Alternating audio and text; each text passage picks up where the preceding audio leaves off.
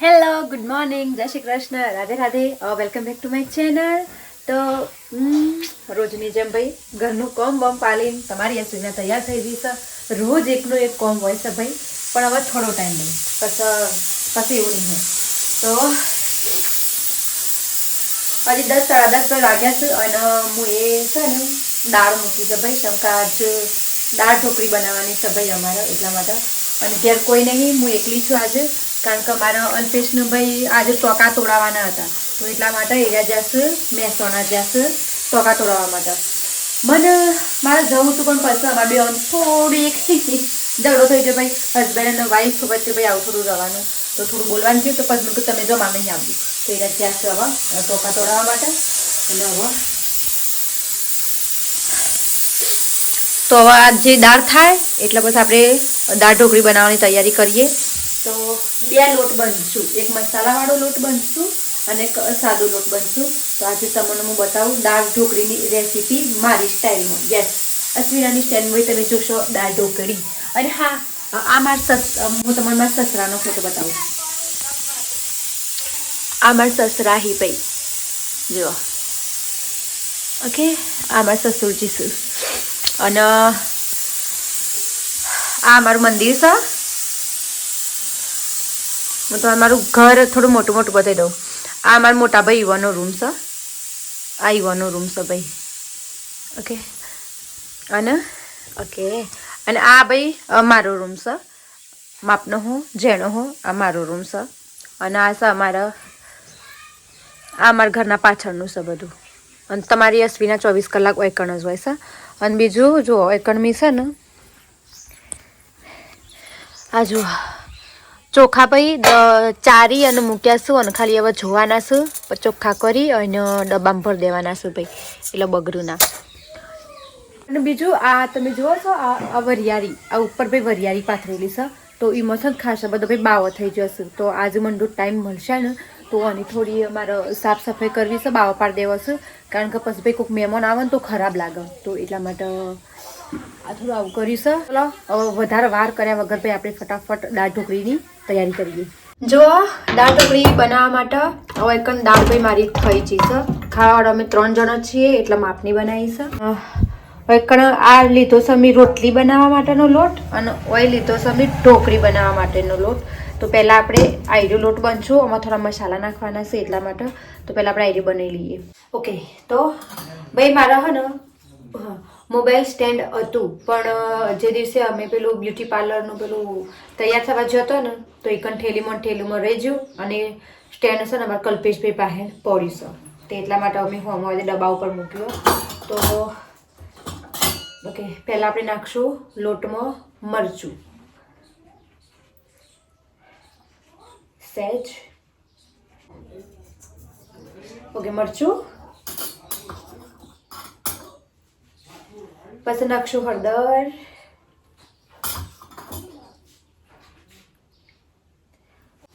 મીઠું,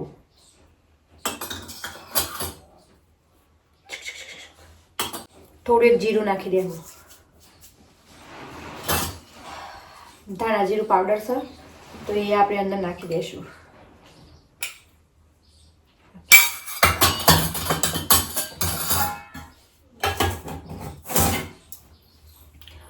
મેન વસ્તુ છે ભાઈ અજમો નાખવો જરૂરી છે, તો આપણે અજમો લઈ લઈએ. ઓઇલ લીધો છે મેં અજમો આપણે સલ ક્રશ કરી અને પછી નાખશું.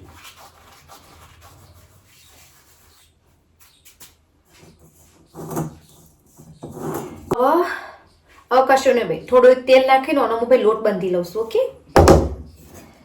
તેલ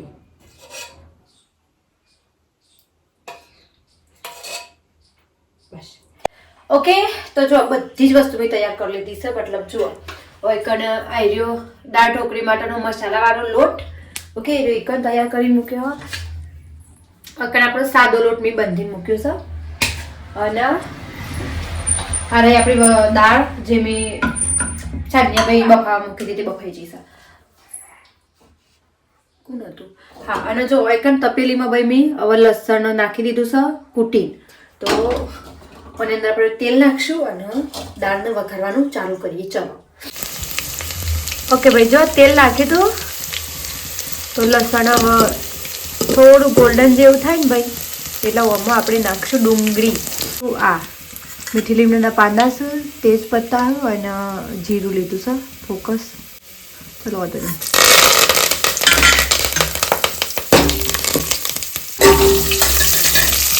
ડુંગળી નાખશું. ડુંગળીને ભાઈ આપણે સેજ ચડવા દઈશું હલકો, પેલો એનો કાચો ટેસ્ટ જતો રહે ને તો સુધી. ઓકે, વૈકણભાઈ મેં મરચું, ધાણા જીરુંનો પાવડર, મીઠું અને હળદર લઈ લીધું છે. હવે એમાં આપણે સેજ નાખી દઈશું પાણી. ઓકે, બસ મિક્સ કરી લેવાનું.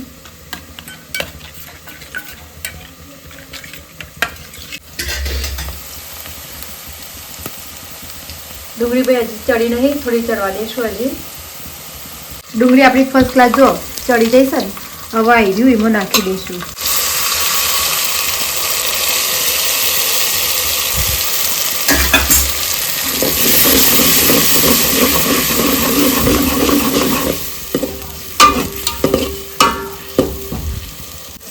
એકદમ ભાઈ ધીમા તાપે ચડવા દેવાનું છે, એકદમ ધીમા તાપે. જ્યાં સુધી એના ભાઈ મસાલા થઈશે તો સુધી આપણે હવે છે ને આ જુઓ. ઓકે, તો આ ઢોકળીનો જે લોટ છે ને હવે એને આપણે રોટલીની જેમ વણી અને ઢોકળી પાડી લેશું. ઓરસિયા ઉપર કટિંગ કરી દેવાનું છે મતલબ. તો હું જોઉં આ ફોન શો ફરકી જગ્યાએ રહ તો હું રાખું તો તમને જોતા ફાવે ને તો પછી પેલી રીતે બતાવીશ. એકર મેં મસ્ત રોટલી વણી લીધી છે ભાઈ, પણ એકર આપણો જે મસાલો છે ને ભાઈ એ તૈયાર થઈ જશે. ઓકે, તો આપણો મસાલો ભાઈ તૈયાર થઈ જશે. તો હજી આ દાળ છે ને એ આપણે ઓમાં નાખી દઈશું.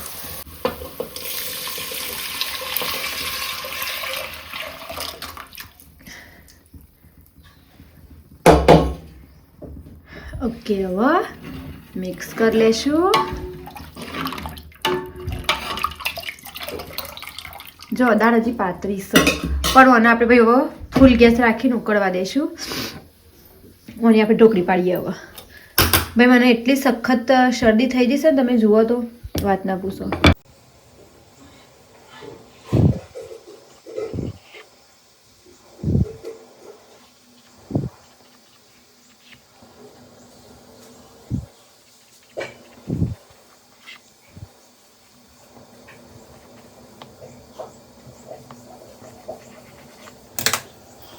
આ બધી તકલીફ મને એટલા માટે પડે છે કસવીના બુન સ્ટેન્ડ ઘેર ભૂલીને આવે છે એટલા માટે. તો હવે આની હજી હું આમ આડી ઢોકળીને જે આડી કટિંગ કરે પછી આપણે હજી હું દાળ ઉકળશે ને એટલે એમાં ભાઈ હું નાખી દે. કારણ કે મારા એક હાથે મને બધું કામ કરતા નહીં ફાવતું એટલા માટે. તો હું હવે આયરું મસ્ત કટિંગ બટિંગ કરીને પછી તમને હું બતાવું. ચલો, દાળ આપણી ઉકળી જશે. હવે એમાં આપણે નાખી દઈશું આ ઢોકળી. જો આવી કાપીશું મેં એ. ઓકે, બહુ જાડી અને બહુ પાતળી અને મીડિયમ.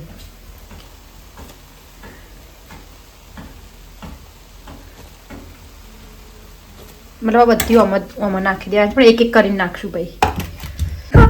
જો ભાઈ એકડની રોટલી બનાવી દીધી છે અને આ બાજુ આપણી દાળ ઢોકળી તૈયાર છે. બરાબર, હું તમને બતાવું, મારી ઢોકળી બતાવું. જુઓ સર, મસ્ત દાળ ઢોકળી આપણી તૈયાર છે ભાઈ. હવે જમી લેશું અમે લોકો. હા, તો ભાઈ હું હાલ હવે આવી જઈશું પાછળના ભાગમાં.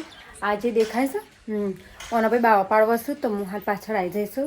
ઘરનું બીજું કામ તો મેં મોટું મોટું કરી દીધું છે પણ હવે ઓની સખત સાફ સફાઈની ભાઈ ઓની જરૂર છે.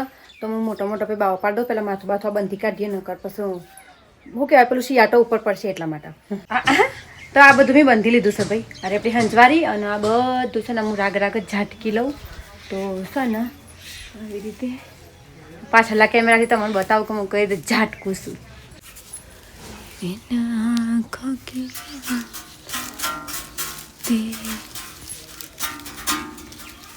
કે મસ્તાને આ ભાઈ એમાં ટોકામાં પાણી ભરવાની પાઇપ છે તો આને વધારે છંછેડશું નહીં. એને મોટી મોટી ખાલી આમ ભરી લેશું.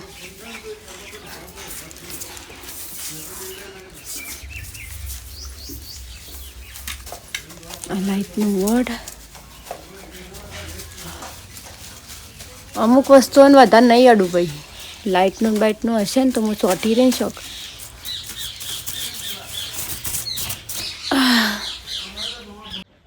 હા ભાઈ, તો મેં મોટું મોટું ભાઈ ઝાટકી દીધું છે, કારણ કે જોજો યાર કેટલી હળીઓ પડું ભાઈ.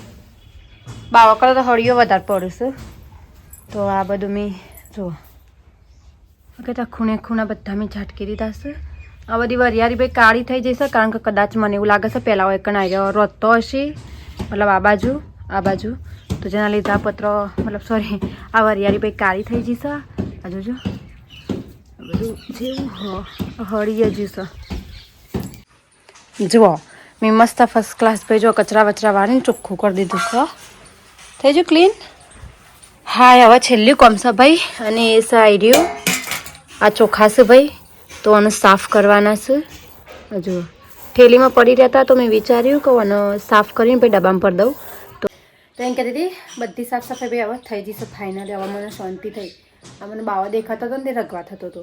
બસ હવે આ થોડા એક ચોખા છે તેને ચોખ્ખા કરી દઈએ. ચોખા કરી દઈએ ભાઈ એકદમ ફર્સ્ટ ક્લાસ. તો ચાલો જેમ કહેતી ભાઈ આઈડિયા બ્લોગને આપણે આટલું જ રાખીએ છીએ. અને તમને મારો વિડીયો ગમે હોય તો ચેનલને લાઈક શેર અને સબસ્ક્રાઈબ કરતા જજો ભાઈ. તબિયત મારી બરાબર નહીં, કફ મટતો નહીં, બસ પ્રોબ્લેમ એટલી જ છે મને કફ થઈ જશે ને મટતો નહીં. ના સવારે તો જુઓ કોકની એલર્જી થઈ જશે ભાઈ સવારે, તો આ ખણાઈ આવે છે. તો હાલ ભાઈ મારી માઠી હેડ છે, તો મારે ભાઈ હાચવીને હેડવું પડશે.